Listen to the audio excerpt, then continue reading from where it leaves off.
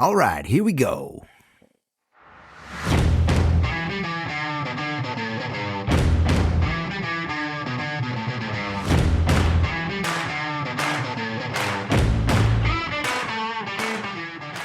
Howdy, and welcome to The Right Questions, the podcast designed to help you get paid to do what you love. I am your kind and generous host, James Victori, and I've got a bone to pick. I gotta tell you. I did a post a while back, and in the post I mentioned something about changing the world. I used the phrase, changing the world. And I get people who write back and they're like, "Well, who do you think you are? Are you like a brain surgeon? You save lives?" And I'm like, "Wow." People telling me I can't change the world? How dare you? Specifically, they're like, graphic design can't change the world. It's just typography, dude, Well, here's a funny thing. Actually, this weekend, I am actually holding a workshop this weekend to prove exactly that point.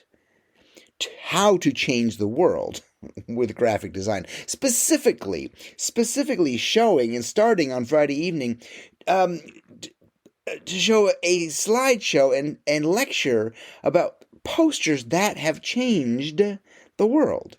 Posters that have stopped wars, posters that have started wars, posters that have created movements. So, when you tell me that one cannot change the world with something as feeble as graphic design, it means you can't change the world with your feeble tools. That means you don't believe in yourself that you could do such a thing. That means you haven't tried. That means your mind can't expand large enough to encompass the possibilities that one could change the world through their work. And through their design work, right? And then, of course, I get it. Certainly one normal, average person can't change the world. I mean, you can't just be like a nun, right? And like move to India, Mother Teresa, and change the world. Who the hell you think you are? Or just be an ornery teenager with an idea and become Greta Thunberg. Who the hell you think you are, trying to change the world, Miss Wah? Or how about just like a guy with a puppet? A guy with a puppet can't change the world. Hey, Jim Henson and your frog, get out of here. Or how about that guy who his only talent, how about this? Check out this out. He stood in front of a tank in Tiananmen Square. Hey, get out of the way. What, do you think you're going to change the world? So, yeah, I mean you, my beautiful, beautiful listener. Yeah, I mean you, a beautiful, average, talented genius. And I mean you with your own work, with what you have, where you are. Not by selling all your belongings and moving to India or Gaza or Orange County and trying to save lives. You, using your skills, using your talents. Hell, probably using your very own existing clients to change the world. I guess we have to define change the world, right? Well, call me a dreamer or naive. But I think that changing the world happens one person at a time. Door to door. Or yes, like a doctor. Yeah, like a brain surgeon. Yeah, saving lives one person at a time. Because what happens is if you change someone's life, it's like dominoes. You affect that person, you educate that person, hell, you entertain or delight that person, and like dominoes, it moves forward from there. Right? You can end up changing a generation of people. How about this? How about a poet? Can a poet affect the world? Can a poet change the world? How about a poet from 900 years ago like Rumi? Rumi is like the most read poet in America today. That's crazy. And he influenced American writers. He influenced Ralph Waldo Emerson. He influenced Thomas Jefferson and his thought. He influenced Walt Whitman and his writing and his thinking. And it goes on from there. And if you think I'm asking you, hey, listen, let's be honest here, right, James? If you think I'm asking you to aspire to that level of connection and influence, well, you bet your ass I am. You bet your ass I am. I set a high bar, and you reach it every time. I've seen it. I've seen it time and time again. It's beautiful. But you don't help anybody by complaining that you can't. Well, James, who do you think you are? You don't help anybody by complaining that you're too old, or that you're too poor, or that you don't have the right tools, or the right clients, or the right circumstances. And you certainly don't change the world by showing up to work and doing what you're told. Or you certainly don't change the world by showing up at a job that you hate. Or do you? Hey, let me think about that for a second. Because listen, I had a student at a workshop, got to know the guy. I get to know all my people. I get to know him. I love that. I got to know the guy and changed him. Quite frankly, I did. I'm telling you, I changed his life. But so we're talking, and he's having these major realizations in this 3-5 day workshop, and he confides in me, and he's like, so I went home after the second night, and I realized that I had my sectional couch was sitting right across from the TV, and across from the TV on the couch was this big, huge ass divot. And he says, I realize I've become addicted. I've become addicted to my comfort. I go home from work every night. I hate my job. I go home from my work every night, and I sit down and I put on like The Simpsons or Netflix or something, and I just chill out. He says, I feel like I can't move because I'm stuck because I like my apartment. I said, well, what's your job? What do you do for a living? He says, oh, I work for Scholastic Magazine. We make, educational tools for students. I'm like, yeah, no, I get it. I get it. And, why do you hate your job? He says, no, everybody there hates their job. And I thought, oh my God, you don't think that's a problem? What is it you're doing again? You're making educational tools for children, and you all hate your job? Can you imagine the shitty karma that you are churning out? So yes, you do change the world by showing up at a job you hate. You do, unfortunately. It's not just you sitting in that steaming pile of poo. It's everybody that you think about, everybody that your work touches. So yes, there is good change and there is bad change. There is positive change and there is negativo change. And there's what we are talking about. There is conscious change. And there is the worst kind possible, the unconscious or zombie change. So please do not tell me, and more importantly, do not tell yourself or selves that you can't change the world. Because you're only arguing for your limitations. Not for your beauty, not for your power, not for your talent. You're not fighting for your talent or your grace. You are only arguing for your limitations. Which brings us to the right question. Can we change the world? Can we, as artists, as designers, as creators, as entrepreneurs, change the world? So, to illustrate this last remark, To illustrate, I have a story.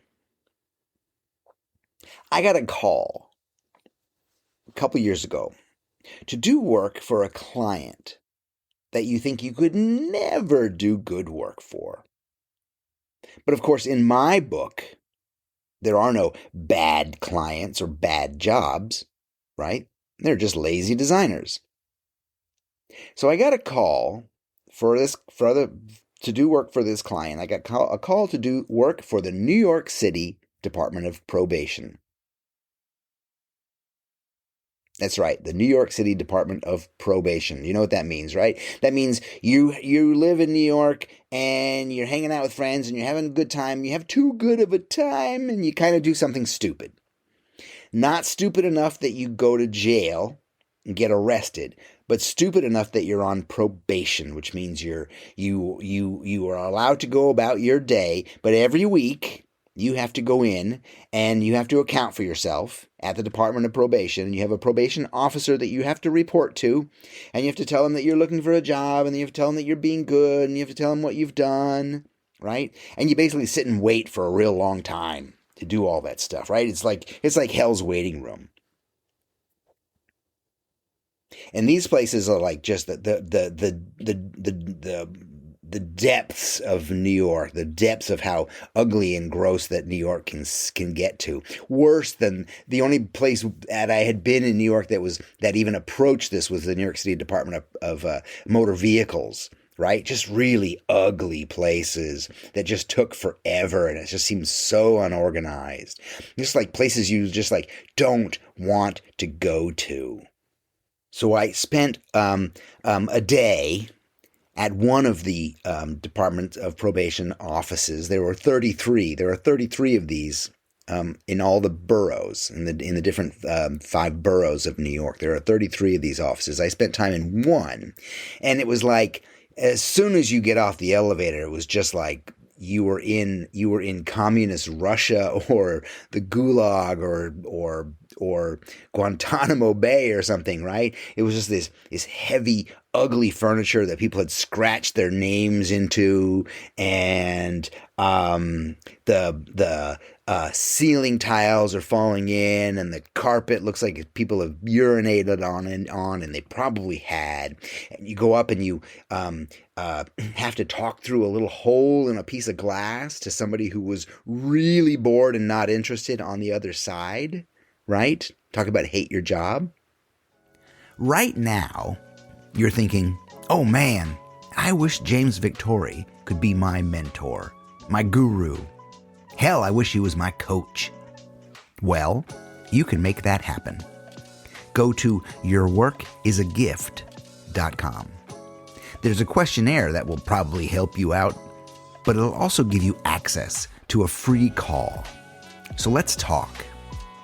Let's free you from overwhelm and creative frustration. Let's build your business and help you get paid to do what you love. Again, go to yourworkisagift.com. Let's talk. And the no artwork whatsoever, and all these over Xeroxed, over reproduced forms that you had to fill out, right? Just like it was like Tim Burton had designed this place, right, in order to be creepy. So I get a phone call from an architect friend of mine, a guy named Jim Bieber, super talented, super smart and funny guy, right? And he says, James, we just got the job to redesign the interiors for these 33 departments of probation around New York City. And Jim is like me. Jim's a dreamer. He sees this and he's like, I'm going to make change here. I'm going to change these places, right? Not just like incrementally, but from the carpet to the ceiling. And he invites me on. He said he wanted something special. He says, I need something special. I need something unique, and I think you're the guy to do it. And I said, yes, you're right. I am. And it was going to be wall treatments, like colors and forms and signage, right? From the moment you get, out of the elevator, it would be the look of everything, right? The user interface, the UI, right? So Jim tells me, here, listen, this is how it works. The job pays this much money, which wasn't great. It was good money, but it wasn't retire money, right? So he says it pays this much, and the thing is, we have 3 months. 3 months, and it has to be done in 3 months. Because the New York City Department of Probation, like any government job or city job, right, they have a budget, and they have to use that budget within a time frame. And it's not a great time frame. So it was a little bit of a rush job. So we had to be super efficient, right? So the way it worked for me was like this: we go in and we look around and we try to figure out what this client, what this audience needs. And I don't mean the client. The client for me isn't the DOP. It isn't the Department of Probation. The client is the probationers, the people who have to show up there. They have a lot of time on their hands, right? They show up and they're probably pissed off, and they show up and they probably don't want to be there. Right? Who wants to be there? And the other client is the people who work there, the people who don't like being there. How can I change that for them? How can I make it a nicer place for them? Right? These are the things that are on my mind. So the first thing I do is I take my studio to lunch, and we're out and we're having pizza at this nice pizza joint, and we start ruminating, thinking about the DOP. And I said, we need signage. We need a color palette, which is going to be pretty primal, pretty simple color palette. So we're at lunch and we're talking about how to move forward on this. And my assistant at the time, his name was Chris, and Chris said, "Hey, we're going to need some." They don't really have anything here. They don't have a logo. They don't have anything, any precedence or anything pre-existing. So it's pretty wide open. And he says, "What do you think of what do you want to do about typography?"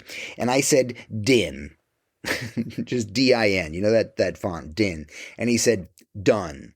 Because why do I need to spend hours researching and thinking about typography when I want something utilitarian, and I want something red, and I want something straightforward, and I've got a client an audience that doesn't care, right? They don't care about the noodleneck little bits of design that we do. So I'm using something that I like, and something that I was using a lot at the time. So we used it on this. And we were thinking about, like, we needed arrows and we needed signs. So we were thinking about using some basic shapes like arrows, literally, but cutting them out of paper so they would just be a little wonky and less official, less scary, right? And then we came up with the idea and we said, "Hey, you know what this audience needs? This audience needs art." I bemoan the lack of art in our lives. The fact that you can't just walk down the street or and see a beautiful, I mean beautiful, well-designed, posters or well-designed art or real art in the street. Right? You got to go to special places to see real, quote unquote, real art. We got to go to special places and pay money, like museums. That's bullshit. Right? Why don't we have real art in the street? Why don't we have beautiful things? I go to the grocery store with my kids and I'm like, "Don't look at stuff. Don't look at that. Oh God, look at," I'm like, who designs this stuff? Yikes. True, there's probably some amazing stuff in there, but you really got to go look for it. I guess it's just like a museum too, right? You really got to go look for the good stuff. So I said, "Listen, we got to make art for this client. It's not in the budget. It's not been asked for, so we will have to fight for it a little bit. But we need to make art for this client." And I said, "Oh, when I was a kid," again, any story that starts like that is gonna be brilliant, right? "When I was a kid, there was a poster on my sister's door. And it was a little kitten hanging from a rope. You following me? And underneath it said, "Hang in there, kitty." I said, "I love that poster. We should give them that." And that conversation, the wouldn't it be funny if, the absurdity of it led to some serious thinking.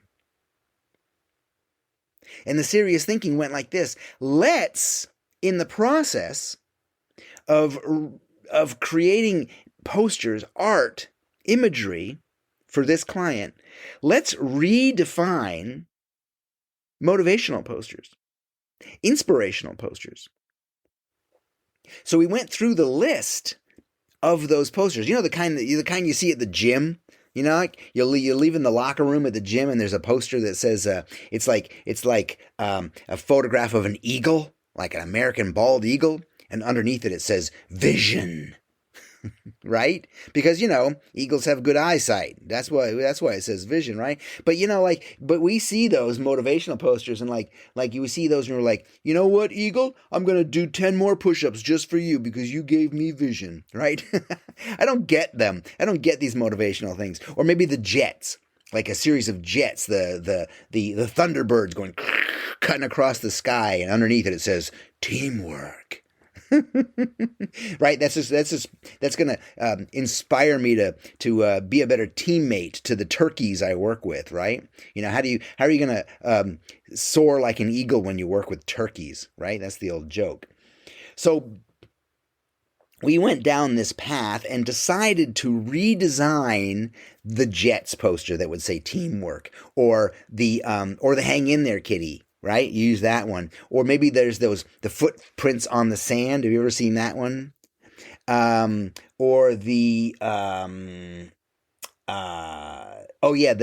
sunset on the beach. That's another one, a classic one. And underneath that one, it might say vision or teamwork. It doesn't matter, really. I mean, the originals don't really matter because they're kind of nonsense. So we decided to go ahead and redesign those posters. Again, we didn't share with anybody. There was a limited time, and we understood this, and we go to the first meeting and we go to present, and I share these posters, and I knew that it was going to be a hard swallow for them a little bit. So what I did is I added in the corner of each one. First of all, the posters are really just fucking funny. And actually were done in a style that I felt would make sense, that would visually appeal, that the client, the audience would kind of understand already, so they would feel an association with it. It wasn't strict street graffiti, because I'm not that. I don't want to be a poser, right, and do fake graffiti. But they were in a form that I thought the audience would understand. And in order to make it so the client, so the people from the DOP would understand it, we added a little disclaimer in each corner. In each corner, there's a little paragraph that explains the idea a little bit. So if our idea is we took the hang in there kitty, and instead of saying hang in there, which I think is the wrong thing to tell this client, right? Because what you're saying is, if you're telling this client to hang in there, like everything that you're doing that brought you to this point, just keep doing it, man. Like you just got to learn to run faster, right? You can't tell them to hang in there. You have to tell them to let go. Let go. Let go of everything that's brought you to this point. Let go of all these predisposed ideas, right? And open yourself to what if, right? Open yourself to new possibilities. So we created this series of posters that you can see in Discord. So this series of posters that were meant to influence, to empower these people, right? And oddly enough, the DOP felt this.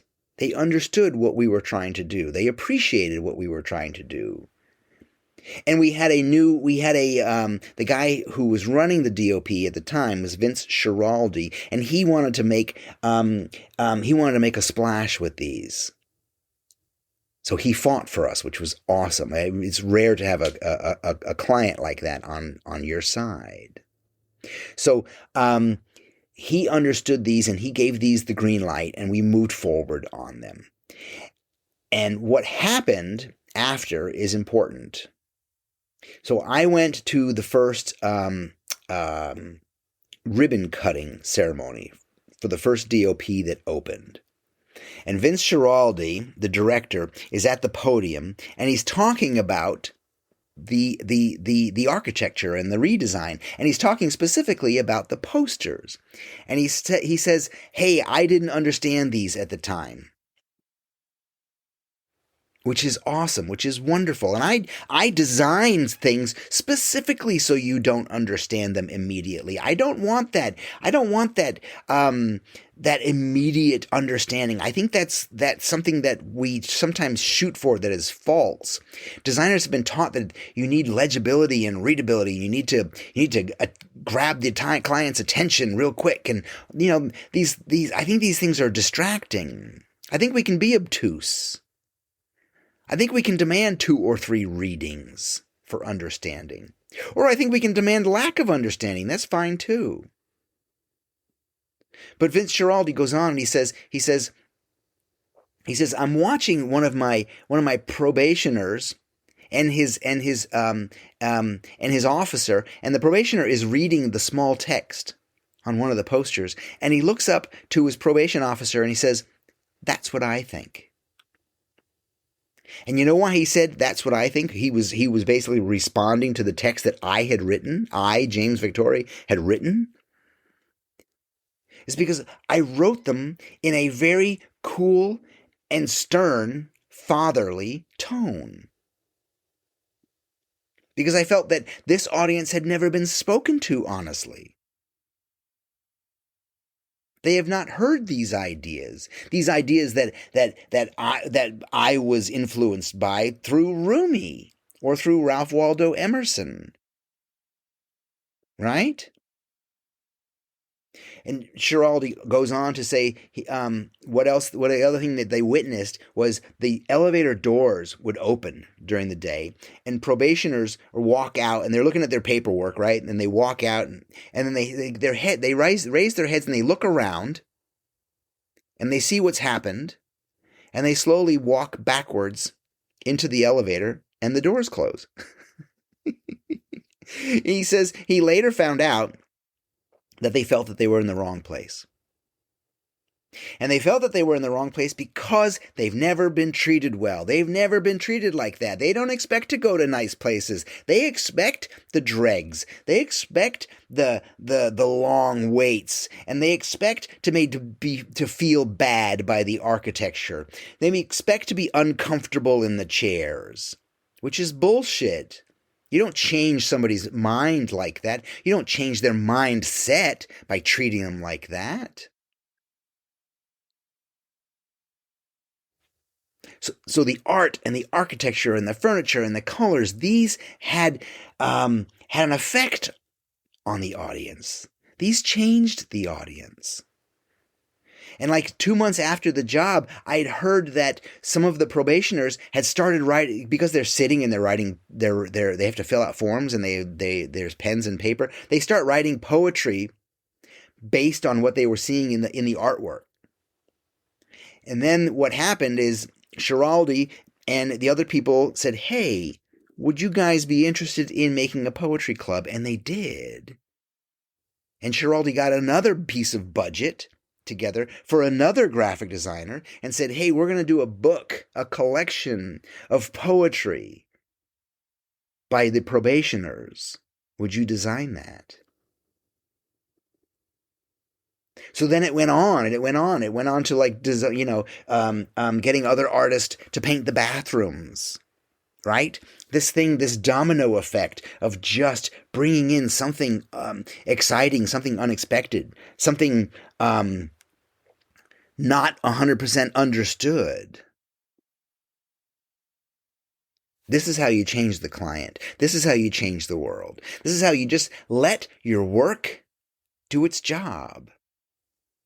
If I had thought about it, if I had apprehension or fear, of course I would have towed the line. I would have made this place look like this place.